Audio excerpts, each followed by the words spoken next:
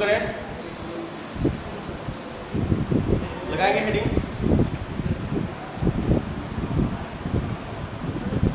Commonly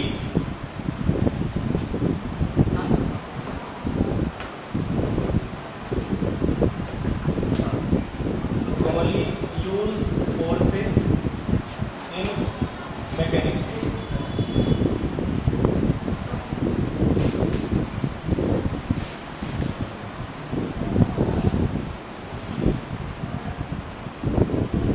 commonly used forces in mechanics. दो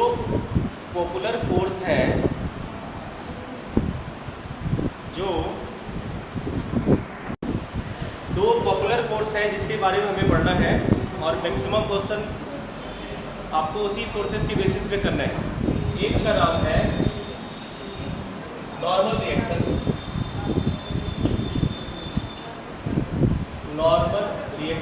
जिसको आप नॉर्मल फोर्स भी कह सकते हैं। जनरली रिएक्शन वाला हम लोग नॉर्मल लेंगे, ठीक है। Normal reaction at point of contact,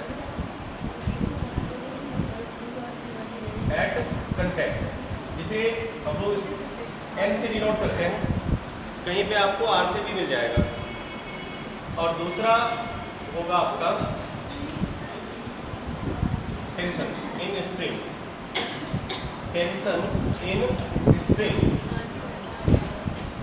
T से रिप्रेजेंट होगा ये। दो पॉपुलर फोर्स है मैकेनिक्स में, मैक्सिमम टाइम यूज किए जाते हैं, इस पे ही सवाल बनते हैं, और मैक्सिमम ये सब सारी चीज़ें हमें फाइंड भी करनी होती है। देखो, अगर बात करें इन दोनों फोर्सेस की, तो दोनों फोर्स में एक चीज़ कॉमन है, क्या? इनका नेचर। इनका जो नेचर होता है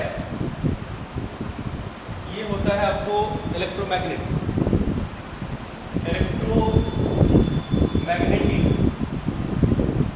in nature, electromagnetic in nature. क्यों इसे इलेक्ट्रोमैग्नेटिक इन नेचर कहते हैं? क्योंकि ये डेवलप होता है बिकॉज इट डेवलप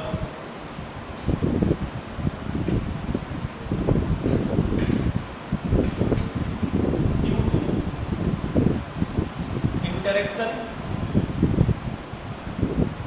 या ये कह सकते हैं intramolecular, because it develop due to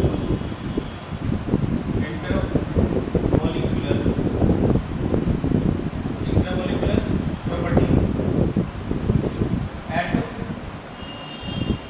very small separation word चलिए, वेरी स्मॉल सेपरेशन।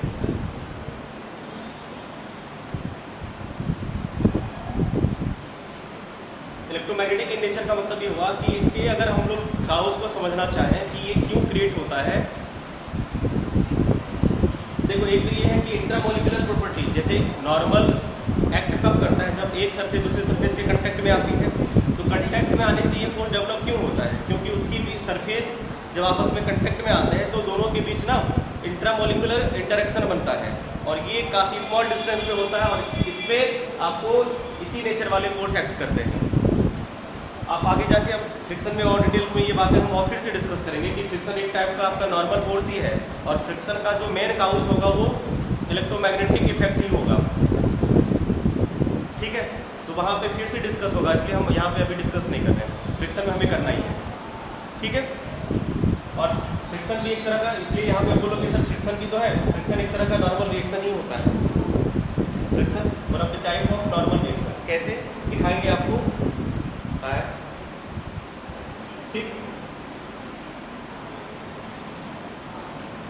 इसको डिटेल्स में हम लोग करेंगे। फिलहाल आप अगर नॉर्मल रिएक्शन को देखना चाहें कि ये कैसे एक्ट करता है, जैसे कि मान लीजिए हमारे पास एक बडी है, इसे नॉर्मली डिटेल्स में हम नॉर्मल रिएक्शन पे काम करेंगे। आज का पूरा क्लास नॉर्मल रिएक्शन पे होगा, कल का पूरा क्लास टेंशन पे। कोशिश करेंगे कि नॉर्मल रिएक्शन आज ही खत्म कर लें, नहीं और ऐसे चुटकियों में लोग बस एक डायग्राम बताया, नॉर्मल निकाल देते हैं, लेकिन पूरी ज़िंदगी भर नॉर्मल रिएक्शन आपको परेशान करता है, लगाने नहीं आता है, नहीं बच्चा सीख पाता है। इसलिए टाइम लगेगा, कंप्लीट सीखना है, ज़्यादा इम्पोर्टेंट सीखना है ना। समय तो हमारे पास भरा पड़ा है। देखो नॉर्मल रिएक्शन को कैसे समझो।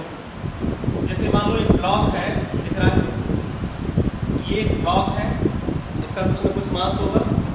जब ये ब्लॉक ऑन दी सरफेस, जब ये आएगा, मान लो स्मूथ हॉरिजॉन्टल सरफेस है, तो ये ब्लॉक क्या करेगा, सरफेस को पुश करेगा ना। तो ये जनरली पुशिंग इन नेचर होता है, या ये कह सकते हो ये परपेंडिकुलर टू दी सरफेस होता है। अभी प्रॉपर्टी करवाएंगे तो क्या होगा कि मान लो यहाँ पे इसका वेट लग रहा है mg, वेट होता है w या mg। तो ये क्या करेगा, सरफेस को डाउनवर्ड पुश करेगा, ये सरफेस को डाउनवर्ड पुश करता है। तो परपेंडिकुलर ये ब्लॉक इस सरफेस पे जो परपेंडिकुलर पुशिंग फोर्स लगाता है, this is known as normal. तुम बोलोगे अजीब बात है, हाँ ये है नॉर्मल, समझ पाए। और हम लोगों को क्या पढ़ना है, नॉर्मल का रिएक्शन। ये जो हम लोग पढ़ते हैं ना, वो एक्चुअल में नॉर्मल का रिएक्शन होता है, नॉर्मल रिएक्शन ये होता है नॉर्मल, समझ पाए। जो परपेंडिकुलरली फोर्स लगाता है ब्लॉक सरफेस को पुश करने में, दिस इज नॉर्मल।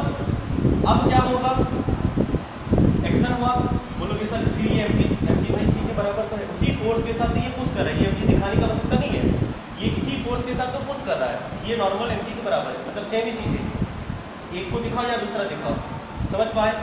अब क्या होता है कि बदले में उतना ही रिएक्शन लगेगा। एक्शन किस पे हुआ है, ऑन दी सरफेस, तो रिएक्शन किस पे होगा, ऑन दी ब्लॉक, समझ पाए। क्योंकि एक्शन रिएक्शन हमेशा acted on different body, action surface पे तो ये होगा, ब्लॉक पे क्या करेगा, ये ब्लॉक को ऊपर की तरफ पुश करेगा, मतलब रिएक्शन काम करेगा ऊपर की तरफ, ये हुआ है, और ये इतना ही होता है, ये रिएक्शन हो जाएगा, इसको आर कहो या नॉर्मल रिएक्शन, और ये नॉर्मल एक्शन होता है, ठीक है।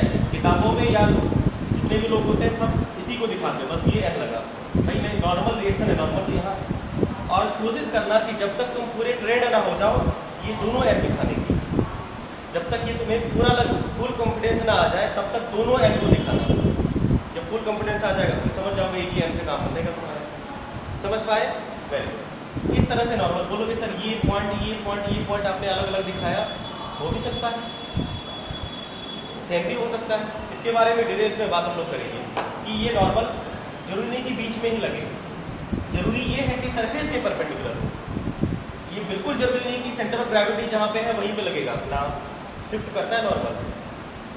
आई बात समझ में, ये नॉर्मल कब शिफ्ट करेगा, कब एक ऐसा टाइम आएगा जब नॉर्मल सरफेस के बाहर या एट दी सरफेस लग जाएगा, एकदम बिल्कुल बगल में नॉर्मल रिएक्शन। बात करेंगे इस पर हम लोग, इसीलिए ये अभी हम नहीं सीखेंगे कि ये यहाँ पे लगा था, पोजीशन अभी बस मैटर समझो। नॉर्मल आपको ऐसे दिखेगा। दूसरा टेंशन देखो, टेंशन इन दी स्ट्रिंग, जैसे मान लो ये एक स्ट्रिंग है मासलेस, ठीक है, जो भी है मास है भी तो कोई फर्क नहीं पड़ता है, टेंशन तो होगा ही ना। अब इस स्ट्रिंग से एक ब्लॉक लटका हुआ है जिसका मास मान लो कुछ है, ठीक है, ब्लॉक ए, इसका मास mg। तो देखो टेंशन है, हैविंग पुलिंग टेंडेंसी, इसकी टेंडेंसी पुल करने की होती है, तो भाई mg ये स्ट्रिंग जो है ये खींच क्या कि कोई इसे खींच रहा है तो भाई हम भी खींचेंगे, तो क्या होगा कि टेंशन जो लगेगा वो इसके डायरेक्शन में लगता है। पुलिंग टेंडेंसी मतलब ये ब्लॉक को पुल करेगा, ऑलवेज भी पुलिंग टेंडेंसी, याद रखना। और एक बढ़िया बात और बताएंगे जिससे तुम्हें टेंशन के डायरेक्शन को देने में दिक्कत नहीं होगी जब टेंशन पे डिटेल में बात करेंगे। ये हो गया पुलिंग टेंडेंसी, ये इसे पुल कर रहा है ब्लॉक को। आपने देखा होगा कि रस्सी में हर जगह अगर स्ट्रिंग सेम है तो हर जगह टेंशन सेम होगी, और कभी कभी आपने ये भी देखा होगा कि यहाँ पे ऐसे साइन लगा देता है, इसका क्या मतलब हुआ भाई ये इसे पुल कर रहा है। अगर ये होता है टेंशन का कंसेप्ट ही है कि at the point of contact के अपोजिट डायरेक्शन में एक्ट करता है, क्योंकि पुलिंग टेंडेंसी होती है, तो ये इसे सरफेस को, ये जो फ्लोर है ऊपर को क्या कहते हैं, फ्लोर के नीचे वाला होता है रूफ, जो जहाँ से लटका हुआ है उसे पुल कर रहा होगा, तो यहाँ इस पॉइंट ऑफ कांटेक्ट के रिस्पेक्ट में टेंशन का डायरेक्शन इधर होगा, इस पॉइंट ऑफ कांटेक्ट के रिस्पेक्ट में टेंशन का डायरेक्शन उधर होगा, दोनों एक ही चीज़ है। तो बोलोगे कौन लेना है, इसके रिस्पेक्ट में, इसके रिस्पेक्ट में ये टेंशन रिस्पॉन्सिबल, इसके रिस्पेक्ट में ये टेंशन रिस्पॉन्सिबल, टेंशन तो स्ट्रिंग में सेम ही होगा। नोट करिए। अब लगाएंगे heading free body diagram.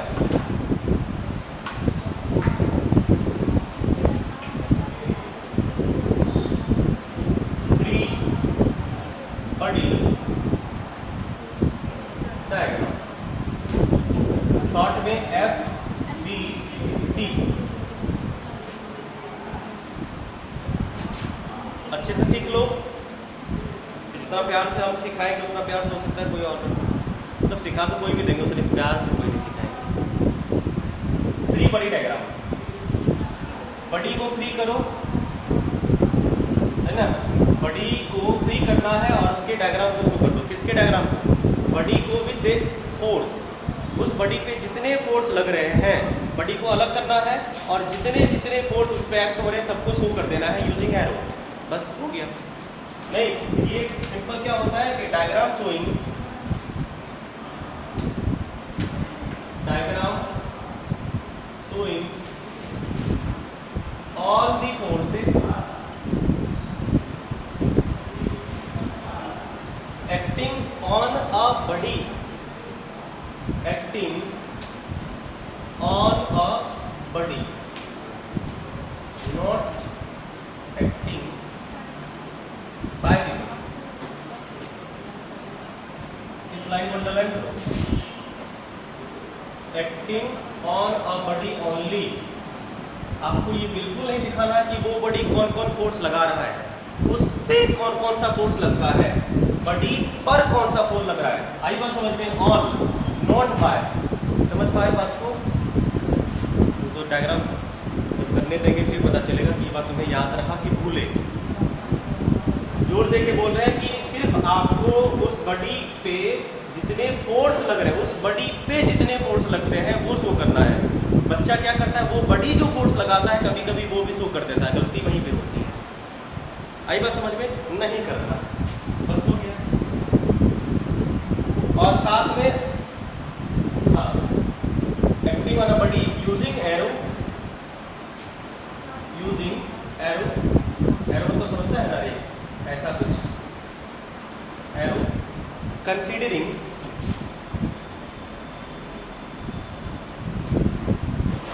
Body as point mass. Body को पॉइंट मास मान के ड्रॉ करोगे ना तो ड्राइंग अच्छे से और जल्दी कर पाओगे। बिना बॉडी को पॉइंट मास एज्यूम किए भी आप ड्रॉ कर सकते हैं, लेकिन पॉइंट मास मानोगे तो फोर्स लगाने में ना अच्छा रहेगा कि इस पॉइंट पे कौन कौन से फोर्स लग रहे हैं। ठीक है, आइए देखते हैं। सिंपल सा सारे फोर्सेस लगाने हैं, जितने भी फोर्स इस पे एक्ट हो रहा है। आइए इसे कुछ एग्जांपल से समझें। जैसे ये टेबल वाली कहानी सुनना। ये block on the table smooth horizontal surface है। अभी हम लोग रफनेस की बात ही नहीं कर रहे क्योंकि फ्रिक्शन पड़ा नहीं ना। जब फ्रिक्शन आएगा तो इसलिए हम बार बार स्मूथ है कि रफ है नहीं बोलेंगे। जब फ्रिक्शन आएगा उसके बाद बोलना जरूरी है। अभी तो स्मूथ ही आपके पास स्मूथ हॉरिजॉन्टल सरफेस। पहले समझो, इस मान लो ये ब्लॉक ए है जिसका मास कुछ होगा m। इसे ग्रेविटी नीचे पुश कर रही होगी जिस वजह से ये टेबल को, इसे ग्रेविटी नीचे पुश कर रही होगी जिस वजह से ये टेबल पे एक परपेंडिकुलर फोर्स लगाएगा जिसका नाम नॉर्मल होगा। बदले में एक रिएक्शन फोर्स लगेगा जो कि ऑन दी बॉडी होगी, ऑन दी ब्लॉक होगा। ये नॉर्मल रिएक्शन किस पे लगा? ऑन दी ब्लॉक पे। तो हमें एफबीडी बनाना है किसका? ब्लॉक का। FBD for body A, for a का। टेबल का नहीं बना रहे, टेबल का भी बना सकते हैं, ए का बना रहे हैं। तो हमने सबसे पहले ये कहा कि भाई बॉडी को पॉइंट मास कंसीडर करो, मान लिया। आप पूरा ब्लॉक भी ले सकते हो, पॉइंट मास कंसीडर किया। अब जितने फोर्स बॉडी पे लग रहे हैं, जितना फोर्स बॉडी लगा रहा है, नहीं बताओ ये जो एन फोर्स है ये बॉडी पे लग रहा है, ये वाला फोर्स, ये फोर्स बॉडी पे लग रहा है कि बॉडी लगा रहा है? बॉडी लगा रहा है, नहीं दिखाना है। इसीलिए ये वाला एन नहीं शो करते हैं एफबीडी में। आई बात समझ में? सिर्फ यही एन आपको दिखता होगा। तो बॉडी पे कौन कौन सा फोर्स लग रहा है? एक अर्थ पुल कर रही है इसे, किस फोर्स के साथ? mg ये बॉडी का फोर्स नहीं है, ये mg तुम बोलोगे बॉडी लगा रहा है ना, अर्थ लगाती है बॉडी पे, ये कौन लगा रहा है? अर्थ। अर्थ इसे अपनी ओर खींच रहा है, समझ पाए? हाँ, किधर? नीचे, नीचे शो कर दिया mg। और बॉडी पे कौन फोर्स लगाता है? सरफेस लगा रहा है। सरफेस किधर लगा रहा है? ऊपर की तरफ। ये फोर्स कौन है? बॉडी पे लगा हुआ फोर्स।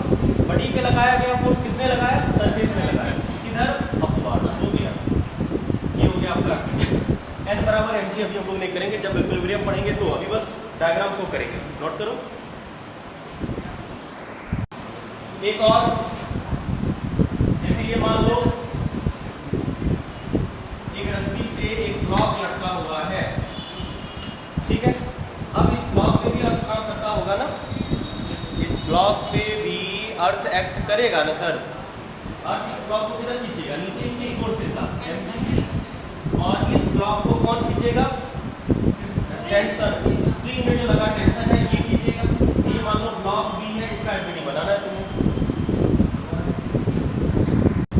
ये कौन है? अर्थ। हमेशा अर्थ तो रहेगा ही ना, इसलिए हमेशा बॉडी के पास mg रहता है, मतलब mg वाली फोर्स बॉडी पे लगती है ऑलवेज भी। बार बार अर्थ ना बनाए तो मान लोगे ना कि mg कौन लगा रहा है बॉडी पे? अर्थ लगा रहा है। बस हो गया, दोनों ही फोर्स लग रहे थे इस पे। Body considering as point mass, body को हमने पॉइंट मास माना और सारे फोर्स लगा देते हैं। कौन कौन से फोर्स लग रहे हैं? एक फोर्स नॉर्मल लग रहा है, कौन सा? mg।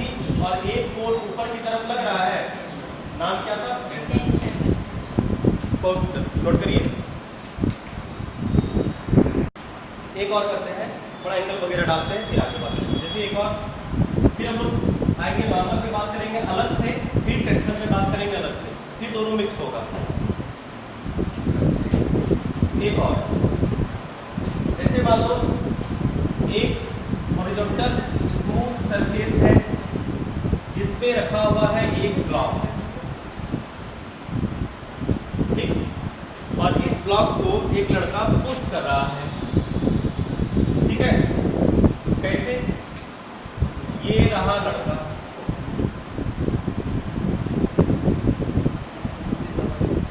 और ये रहा लड़के का हाथ, ठीक है क्या? कि जो पुशिंग टेंडेंसी है ना, ब्लॉक को थोड़ा छोटा कर देते हैं ताकि ये आपको एकदम क्लियर दिखे कि एंगल क्या है। झटका ऐसे नहीं दे रहा है, इसे ये पुश कर रहा है कुछ इस तरह से। एक ही हाथ, दो हाथ है लड़के को बात है, ये क्या कर रहा है? पुश कर रहा है। अब लग रहा है कि खेल रहा होगा, दबा रहा होगा। Very good. हमें ये जो ब्लॉक ए है इसका एमपीडी बनाना है, कुछ मास होगा इसका, ब्लॉक ए का एमपीडी बनाना है, ठीक? बनाए। कौन कौन से फोर्स लग रहे हैं? एक तो इसके पास परमानेंट mg है, लगेगा ही, mg है वो तो लगेगा ही। किधर? सुनो बाबू, नीचे डाउनवर्ड। और बदले में, इसके बदले एक कंटेक्ट फोर्स आया किधर? ऊपर। अब ये n, चलो ये n, बदले में एक नॉर्मल फोर्स रिएक्शन का। और अब जरा ध्यान से देखो, ये जो लड़का है इस बॉडी को इधर पुश कर रहा है, तो ये मान लो कुछ एंगल से, हॉरिजॉन्टल से इस लड़के ने इसको पुश किया, समझ पाए? इसके फोर्स का डायरेक्शन यही ना है, बोलो ये ना है। अब बोलोगे सर एंगल बताओ, लो हॉरिजॉन्टल से हमने बता दिया कि इसका एंगल थीटा है। हॉरिजॉन्टल लाइन यहाँ से बताओ या यहाँ से बताओ, एक ही बात है। हॉरिजॉन्टल से एंगल, ये हॉरिजॉन्टल लाइन ही तो होगा, इससे एंगल फोर्स का कितना है? थीटा। हॉरिजॉन्टल से बताओ, वर्टिकल से बताओ, कोई बात नहीं। आइए सबसे पहले हम लोग बॉडी को कंसीडरिंग एज पॉइंट मास, किस बॉडी का एमपीडी बना रहे हैं? हाँ, तो एमपीडी ऑफ ए। बोलोगे सर इसमें और किसका बनेगा? लड़के का बनेगा, टेबल का बनेगा, तब ए का बना रहे हैं। ए को हम लोग पॉइंट मास मानेंगे। डाउनवर्ड कौन लगा रहा है? mg। बदले में सरफेस ने ऊपर लगाया रिएक्शन, हो गया। अब क्या है? फोर्स लग रहा है, या तो इधर एरो दो या तो इसे इधर एरो दो, एक ही बात। भाई आप अगर ऐसे फोर्स लगाना चाहते हैं, एरो का डायरेक्शन तो यही ना होगा, समझ पाए? इधर ही लगाने क्या फर्क पड़ता है, डायरेक्शन नहीं बदलना चाहिए। Very good. इसका वैल्यू मान लो f था, f। अब जरा ध्यान से देखो, ये f हॉरिजॉन्टल से क्या एंगल पे है, हॉरिजॉन्टल से थीटा, हॉरिजॉन्टल ये ना, इससे एंगल कितना थीटा। अब चाहो तो आप इसे कंपोनेंट फॉर्म में भी लिख सकते हो, एफबीडी बन चुका है। आप चाहते हैं तो इसे कंपोनेंट फॉर्म में लिखिए। तो भाई इस फोर्स का दो कंपोनेंट टूटेगा, एक इधर और एक नीचे। देखो एरो दिख रहा है रिजल्टेंट, एक होगा आपका इस डायरेक्शन में, इधर देखो vector into cos theta f cos theta, और एक होगा इसके इधर जो कि इसी में ऐड हो जाएगा, क्या हो गया f sin थीटा। समझ पाए? पक्का नोट करिए। एफबीडी के लिए बस इतनी ही सी बातें हैं। अब मेन बात है प्रैक्टिस, ठीक है। एफबीडी में बस आपको ये ध्यान रखना है कि एरो से सारे फोर्स को दिखाने होते हैं, बॉडी को पॉइंट मास कंसीडर करके, और बॉडी पे जो जो फोर्स लगेगा बस उसी को शो करना है। क्लियर? चलिए हम लोग अलग से बात करते हैं नॉर्मल रिएक्शन। जो बची कुछ बातें रह गई थी डिटेल्स में करते हैं और इसे शो भी करेंगे। नॉर्मल रिएक्शन देखो ये होता क्या है, एक लाइन लिख लें इसके बारे में। It is a force which exists when two bodies are in contact.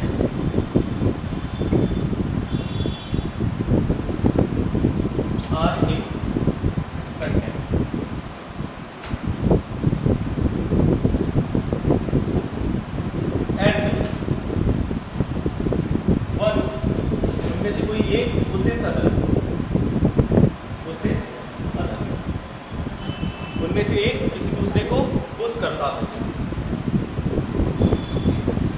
ध्यान रखने वाली बात यह है कि it is always act in direction normal, act in direction normal. Normal का मतलब sir perpendicular direction, always act in direction normal to the surface in contact, to the surface in contact। बस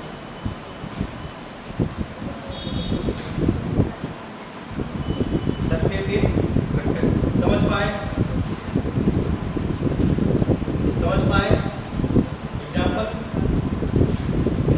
टॉप वाला सा था, सबसे simplest example इसका यही होता है, इसमें सारी चीजें क्लियर हो जाती है। एक mg नीचे लगता था, जो नॉर्मल फोर्स लगा के इसे पुश करता था, पुशिंग नेचर हुआ, बदले में आपको रिएक्शन मिला और इसका एफबीडी बन जाता था। बनाया था हमने, एक mg लगाया था और ऊपर एक नॉर्मल लगाया था। नीचे वाला नॉर्मल नहीं लगाना है, कारण क्या है कि नीचे वाला नॉर्मल जो है ये कौन लगा रहा है? बॉडी ने लगाया, बॉडी ने लगाया, बाय दी बॉडी है ये फोर्स, बाय दी बॉडी। और हमें क्या लगाना है? Force on the body. On the body पे दो फोर्स होंगे, ये फोर्स ऑन दी बॉडी, ये फोर्स ऑन दी बॉडी, ये फोर्स बाय दी बॉडी, ये बाय दी बॉडी, इसलिए नहीं लगाना है। ये on the body, on the body लगाना है, ये भी लगा है किस पे? ऑन दी बॉडी, इसीलिए इसे भी लगाना है। समझ पाए? बोलो। नॉर्मल में आपको क्या ध्यान रखना है? परपेंडिकुलर टू दी सरफेस होगा नहीं, और ये कब आएगा? जब एक बॉडी दूसरे बॉडी के कांटेक्ट में आएगा। क्लियर? चलिए अब इसमें करेंगे हम लोग प्रैक्टिस। मिटाए से मिटाए, देखिए बस समझ गए ना?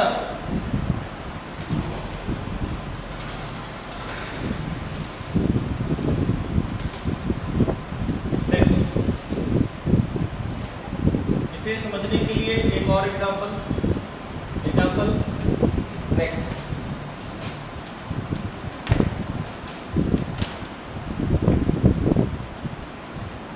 जैसे मान लो हमारे पास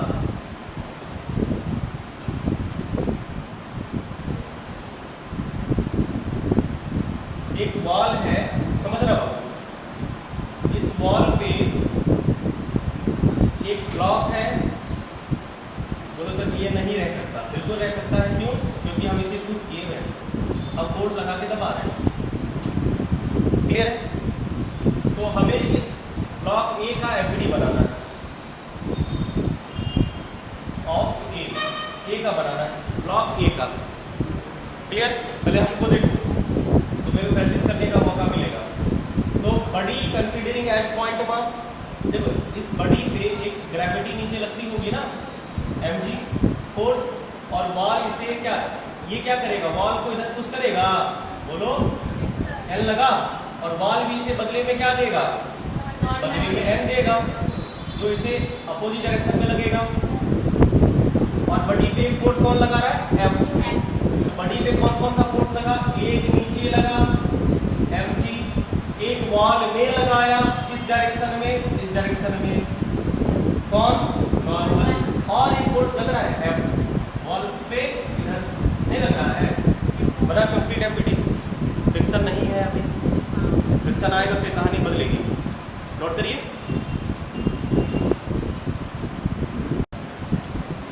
अगला क्वेश्चन आपके लिए,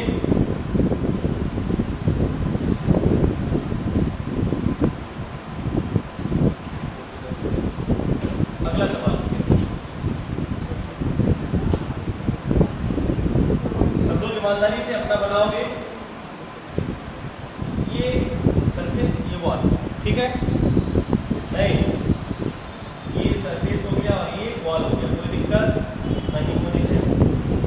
यहाँ पे कोने में ना एक ब्लॉक पड़ा है, ठीक है, और इस ब्लॉक को कोई पुश कर रहा है ऐसे, F फोर्स लगा के,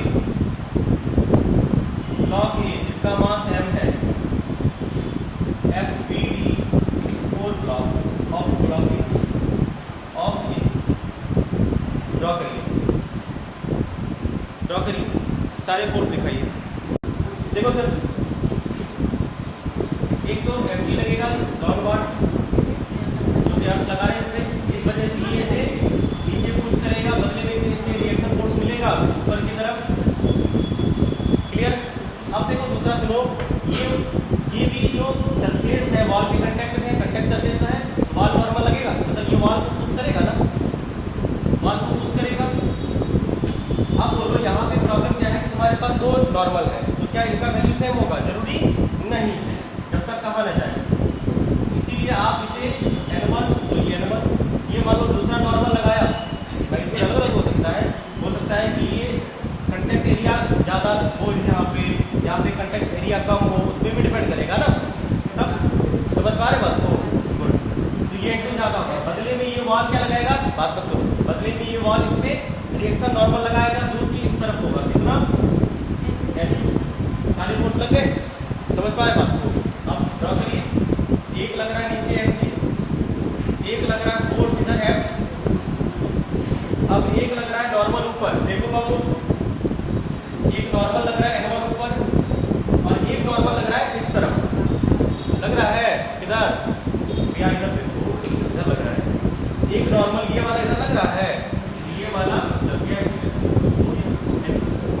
कंप्लीट एफबीडी, समझ पाए? जिसका गलत हुआ है टिक करो, सही करो, और अगला सवाल बना के दिखाओ, जल्दी से करके अगला सवाल। इसी तरह के दो वाल है, ब्लॉक मान लो ऐसा है, अब तो यहाँ पे पूरा कंप्लीट किएगा, आ गया कि ये कंटेक्ट सरफेस कम है, ये कंटेक्ट सरफेस ज़्यादा है, यहाँ पे बराबर बराबर होता, और सरफेस का नेचर सेम होता तो नॉर्मल रिएक्शन भी सेम होता, कैसे सेम होगा, बिल्कुल सेम नहीं होगा। यहाँ पे नॉर्मल रिएक्शन कौन क्रिएट किया, mg, यहाँ पे नॉर्मल रिएक्शन कौन क्रिएट किया, F, कैसे सेम होगा, ये तभी पॉसिबल है जब F और mg का मैग्नीट्यूड सेम होगा, मतलब सेम नहीं होने के ढेर सारे चांसेस हैं, इसलिए गलती से भी सेम करने की कोशिश मत करना। आ जाओ, अब ये फोर्स लगा इस पे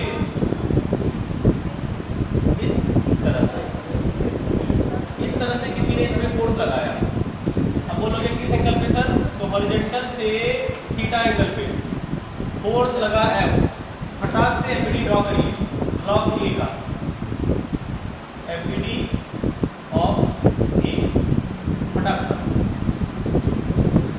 जल्दी, इस बार गलत नहीं होना चाहिए, ज्यादा टाइम वेस्ट नहीं करना है, क्वेश्चन करना है। देखो बाबू, इसमें एक फोर्स नीचे एमजी जिसने क्रिएट किया N1, बदले में लगा नॉर्मल सरफेस पे N1। अब यहाँ पे कंटेक्ट सरफेस है, बोलोगे सर अब की बार तो फोर्स पुश कर रहा है, इसलिए अभी फोर्स नहीं कर रहा है, लेकिन फोर्स का कुछ हिस्सा तो इसमें है, जिसकी वजह से यहाँ पे ये वॉल को पुश करेगा N2 और बदले में वॉल इसे पुश करेगा अपोजिट डायरेक्शन में N2। क्लियर? आइए शो करते हैं सारे फोर्स। ब्लॉक ए नीचे कौन लगा mg, बदले में ऊपर लगा N1 लगा ऊपर, यहाँ तक कोई दिक्कत ही नहीं, N1 लग गया। अब क्या लगा, बड़ी पे N2 लगा है इस डायरेक्शन में, सीधा सीधा ना। तो चलो तुम लोगों को लग रहा होगा कि नॉर्मल तो हमेशा सीधा सीधा ही लग रहा होगा, परपेंडिकुलर सरफेस पे होता है, सीधा सीधा मत समझना। अभी देखो अगला सवाल में सीधा सीधा देखोगे तो गड़बड़ होगा। Perpendicular to the contact surface, तो ये कंटेक्ट सरफेस के परपेंडिकुलर कौन लगा N2। अब देखो F लग रहा है, F का डायरेक्शन क्या है, या तो इधर या तो ऐसे, ऐसा कुछ है, या तो ऊपर दिखाओ या तो नीचे दिखाओ, कोई बात नहीं। हॉरिजॉन्टल से क्या एंगल था इसका, तो हॉरिजॉन्टल से थीटा, तो हॉरिजॉन्टल ये वाला लाइन है ना, इससे एंगल थीटा। F के दो कंपोनेंट बनेंगे, एक हो जाएगा इधर कितना F cos थीटा और दूसरा कंपोनेंट इधर आएगा जो कि mg के साथ प्लस हो जाएगा कौन, F sin थीटा। ये हुआ कंप्लीट एफपीडी। बोलो इसका जहाँ पे मिस हुआ इसको करेक्ट करो, कर लिया? एक और करेंगे फिर टाइप चेंज करेंगे। अगला करें, सही किया रे, सही कर लिया, ये सही था, किसका 100% सही था, मैक्सिमम बच्चों का, मतलब हम लगता है सिखा पा रहे तुम लोग। एक सवाल और हो जाएगा, फिर प्रैक्टिस करेंगे, सबका हो जाएगा, 100% सबको आना चाहिए। चलिए अगला सवाल,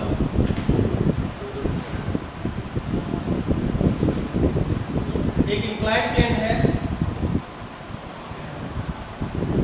इंक्लाइंड ऑब्जेक्ट है जो किसी स्मूथ हॉरिजॉन्टल सरफेस में रखा हुआ है, जिसका मास मान लो m1 है।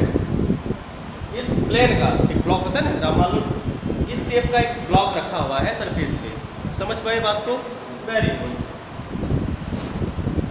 एक दूसरा ब्लॉक इसके ऊपर है, ब्लॉक के ऊपर ब्लॉक, कोई दिक्कत नहीं, रखा हुआ है, एकदम गड़क नहीं रहा है, रखा हुआ है इस तरह से, इस एंगल पे एडजस्ट था कि ये यहाँ पे अटक गया, समझ गए? इसका मास है m2, इसका नाम ब्लॉक A और इसका नाम ब्लॉक B। क्लियर?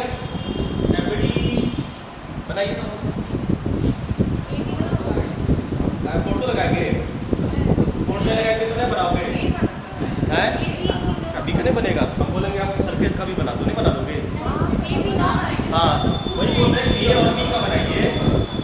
एफपीडी आपको ऑफ ए का भी बनाना है, ब्लॉक ए ऐसा अच्छा एंगल थीटा, जब ना दे तो थीटा होता ही है ना। एफपीडी ऑफ बी, दोनों का एफपीडी बनाइए जल्दी। आइए m1 का क्या करें, सुनो बाबू, तुम बोलोगे सर m1 पे m2 भी है, इसका मास क्या होगा ना, वेरी गुड। m1 का जो वेट होगा, सुनो, m1 का जो टोटल वेट होगा वो m1 प्लस m2 होगा, नहीं m1 पे अर्थ इस पे कितना फोर्स लगा रहा है, ये पूरा सिस्टम को खींच रहा है, ये तो इसके ऊपर है ना, तो इसका टोटल मास कितना हुआ सिस्टम का, m1 प्लस m2 ना, इसमें मतलब m1 प्लस m2 ना, नहीं करो। अब क्या बोले थे, इस बॉडी को फ्री करो,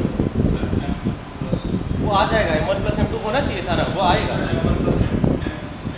इसका कर ले, इसका चलो पहले इसका करते हैं, m2 का करते हैं। m2 पे एक तो ये जो m2 ब्लॉक है, इस m2 पे सीधा सीधा लगा देंगे ऐसे, m2 ब्लॉक नीचे, m2 जी इसमें तो कोई लॉक नहीं है। अब देखो m2 पे ना इसे पुश किया,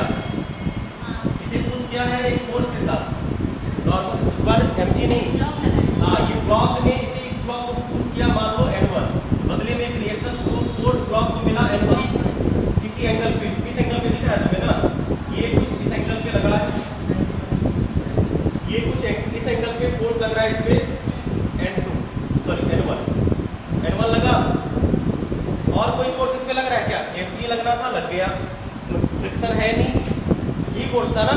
अब आप इसे कंपोनेंट फॉर्म में लिखें तो भाई एंगल कौन सा है? तो देखो ये वाला एंगल कौन सा होगा? थीटा की फॉर्म में इतना भारी भरकम का है। सुनो लोगों, ये सरफेस ऐसा था, ये एंगल देखो, ज्योमेट्री तुम्हारी अच्छी होनी चाहिए, सुनो। और ये एंगल तुम्हें पता करना है ना, कौन सा एंगल? हॉरिजॉन्टल से, तो ये एंगल पता करना है ना, सुनो रे। ये एंगल, ये अगर थीटा है तो ये कंप्लीट क्या होगा? देखो ना, ये कैसे 90, हाँ ये वाला 90 होगा, और ये एंगल 90 माइनस थीटा। सीधा सा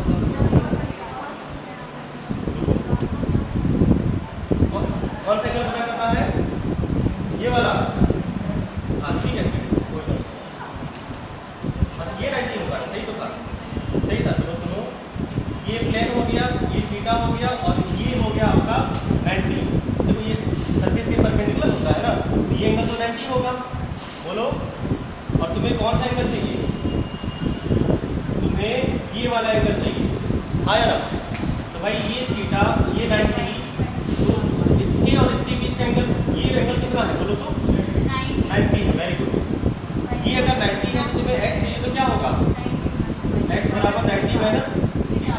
इसका मतलब ये अगर 90 माइनस थीटा होगा तो ये एंगल कितना होगा? थीटा। सर ऐसे भी वो अल्टरनेट में अच्छा वो हाँ, अल्टरनेट एंगल भी कर सकते हो, सही है, सही है। ये थीटा, ये 90 माइनस थीटा, करेक्ट। ये एंगल कितना आ गया? 90 माइनस थीटा, बोलो।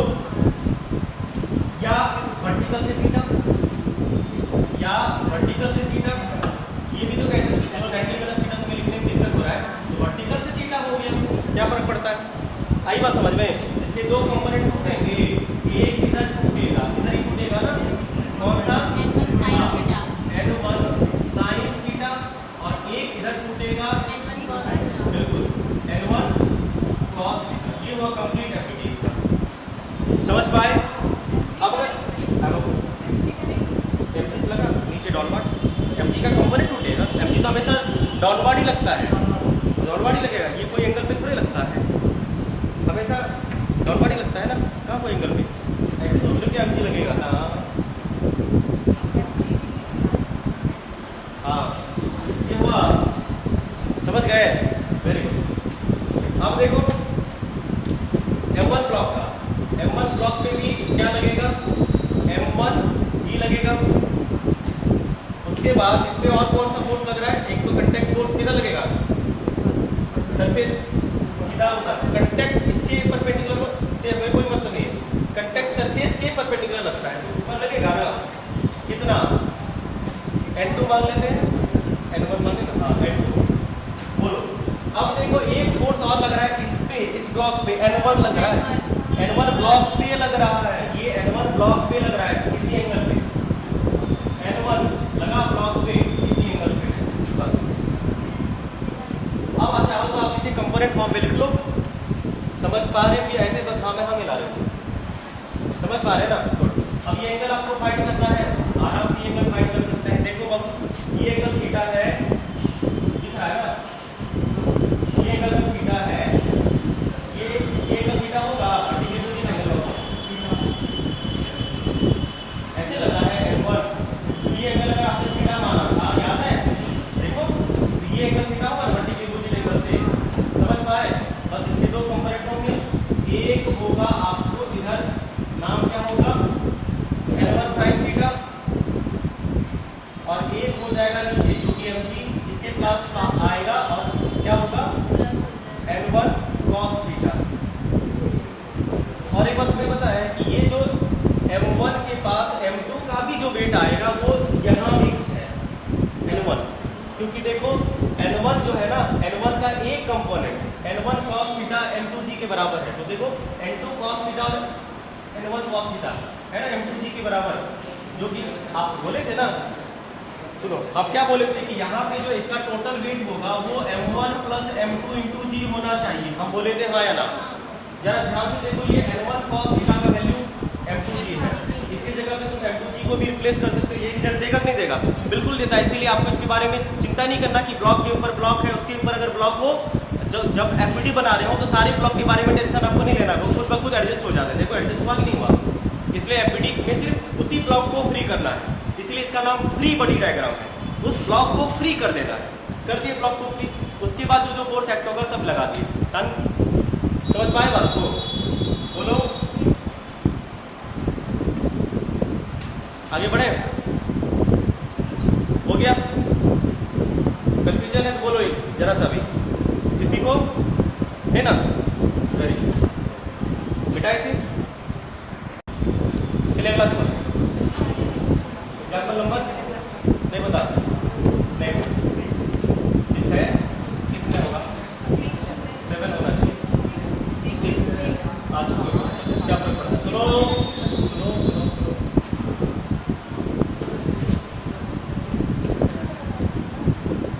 थोड़ा स्पीड में करना बाबू, ताकि और क्वेश्चन कर पाए। हम सोच रहे आज नॉर्मल कर लें 10 मिनट में। देखो ये दो हॉरिजॉन्टल सरफेस है और मान लो यहाँ पे ना एक लैडर या मान लो एक डंडा रखा हुआ है, रॉड। इसका एफपीडी अभी ड्रॉ कर लो, बाद में फायदे में रहोगे। काफी फेमस क्वेश्चन है ये जब फ्रिक्शन आएगा। रड है ये, एक रड है जिसका मास m है, स्मॉल, ठीक है? इसका एफपीडी बनाते हैं सब लोग, साथ साथ बनाए क्या या तुम लोग ट्राई करोगे? चलो 1 मिनट टाइम दिए, ट्राई करो। चलिए समय हुआ समाप्त, अब हम करते हैं। चलो देखो बाबू, इस रड के ना 2 पॉइंट कंटेक्ट है, एक ये पॉइंट ऑफ कंटेक्ट है और एक ये। तो यहाँ पे क्या होगा, mg तो जहाँ पे लगना है लगेगा, mg के बारे में टेंशन नहीं लेना है। यहाँ पे ये रड इसको पुश कर रहा होगा ना, इस वजह से एक नॉर्मल फोर्स सरफेस के कंटेक्ट सरफेस के ऊपर लगा होगा, नाम दो N1। यहाँ पे भी ये वॉल को पुश कर रहा होगा, तो वॉल ने इसे एक नॉर्मल दिया होगा इधर N2, और कुछ हो गया बड़ी कंसीडरिंग एज पॉइंट मास। नीचे क्या लग रहा है mg, ऊपर क्या लग रहा है N1, और इधर क्या लग रहा है फोर्स N2। खत्म, हो गया? समझ पाए? अगला सवाल, एक स्मूथ हॉरिजॉन्टल सरफेस है जिसपे एक बड़ा सा ब्लॉक रखा हुआ है, इसका मास मान लो m1 है, नाम है इसका A, ब्लॉक और मास m1, ठीक है? Very good. एक रड है जो कुछ इस तरह से ब्लॉक से अटका हुआ है, नहीं समझा? एक रड है जो ब्लॉक से कुछ इस तरह पे नहीं, मतलब अटका के रख दिए है, ठीक? रख दिए हैं। आपको अब बताना है ये रड B है जिसका मास m2 है, दोनों का एफबीडी ड्रॉ करिए। एफबीडी A का भी और B का भी, दोनों ब्लॉक का एफबीडी ड्रॉ करिए। ऊपर वाला मिटा देते हैं, इसकी आवश्यकता नहीं है। चलिए हो गया? अब थोड़ा जल्दी जल्दी क्या करो, सबका हो गया? Very good. ये एंगल थीटा है मान लो, चलो देखो बाबू, इस पे वेट लग रहा होगा m1g, यस और नो? ये रड इसको पुश कर रहा होगा, तो ये रड इस पे पुश करेगा, तो ना पुश करेगा सरफेस के परपेंडिकुलर ना सर, मान लो n1, बदले में ये से रिएक्शन देगा उसी डायरेक्शन में, बोलो n1 आया ना? बोलो गुड। ये इस सरफेस को पुश कर रहा होगा, यहाँ पे नॉर्मल रिएक्शन लगेगी, नीचे n2, बदले में ये उसे ऊपर अपॉन एक नॉर्मल रिएक्शन देगा, नाम क्या होगा n2। कहानी खत्म, हो गया? एफबीडी ड्रॉ करते हैं किसका? A का, एफबीडी A का, ब्लॉक A, नीचे क्या क्या है m1g है और कुछ, हाँ है ना, कौन n1, इधर लगा है n1, इस डायरेक्शन में n1 लगा है ना रे? Very good. n1 एंगल भी कुछ है क्या? पता करो कौन सा एंगल है। देखो बाबू, इसका एंगल कितना होगा इससे, देखो ना, ये थीटा तो ये भी थीटा नहीं होगा, कॉरस्पॉन्डिंग एंगल, ये थीटा तो ये थीटा होगा, ये एंगल कितना हो गया? थीटा, बस हो गया। अब इसके दो कंपोनेंट टूटेंगे, एक इधर n1 साइन थीटा और एक इधर जो m1g के साथ प्लस हो जाएगा और नाम क्या कहलाएगा n1 cos थीटा। दोनों, इसमें कोई अन्योटा, वेरी गुड। चलिए अब FBD हम लोग करते हैं, एक और फोर्स लगेगा, और कौन लगा रहा है? अच्छा अच्छा, इसका नॉर्मल कहाँ गया? वेरी, इसका भी नॉर्मल लगेगा ना? N1 N2 ले चुके हैं, N3। अच्छा चलो M3 भी लगेगा, लग गया आपको? ये नॉर्मल लगाएगा नंबर, ठीक है। हाँ, इसके पास दो कंटेक्ट सरफेस है ना। अब हो गया, हो गया ना। चलो अब रड के लिए आए। रड का नीचे क्या लगेगा? M2G लगेगा, ऊपर लगा N2 और एंगल पे लगा है N1।